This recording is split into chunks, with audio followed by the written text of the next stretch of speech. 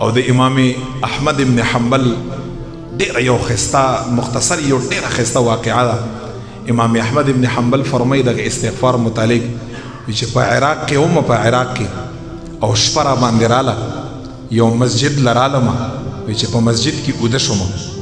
چې کله شپې دی آرام لا ورلم انسان یو ټیمی ډوب شي چې د مسجد چوکیدار راغی راپای څولم او را بهر یې کړ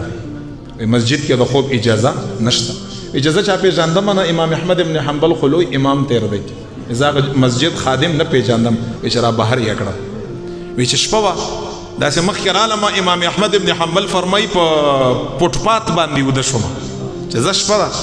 چې هلته اوده شوم چې یو کس راغی او پټپات د هغه د کور مخه وه چې خپې نیولي وم رایخ کم ویې څخولم هغه بل کور سره یې ګزار کړم چې خدای پاکه ما ووي چې یا ربه دا څه په امتحان کې یم څه په سفر کې یم چې دا هر څه زما د اواز او د خبرې او دا هغه دویم کور والا واورېدی چې هغه کور والا دروازه کولاو کړه زه یې ولیدم لاس مې راوچت کړم چې ما ته وایي چې راځه زما سره په کور کې شپه تېره کړه خیر دی دا بعضې کسان طبیعت سخت دي وایي چې زه چې کور ته نه ایستم وایي چې په ولاړم استغفار په ناستم استغفار په بسترم استغفار په هر ځای کې استغفار یې استغفر الله. ما ورته ووایي چې دا دومره زیات استغفار ته ولې امام احمد ابن حنبلي چې دغه صاحب راته وایي چې والله چې ما کله نه استغفار شروع کړی دی هغې د وخت نه ما پکې نه هغه چوټي نه ده کړې خو چې کوم وخت نه ما شروع کړی دی نه په ما باندې مصیبت راغلی نه په ما باندې مشکل راغلی او نه زما داسې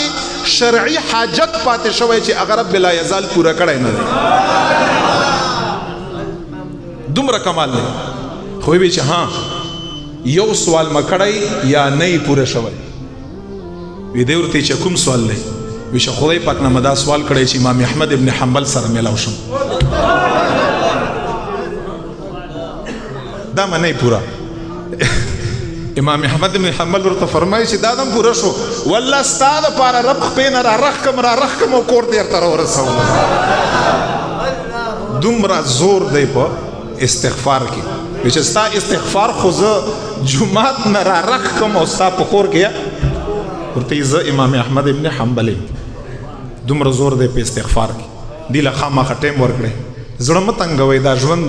الته بیا انسان یې چې خدای پاک یو لحظې دپاره ما دنیا ته ولګه خو چې څوک تلي دي هغه بیا نه دي راغلي.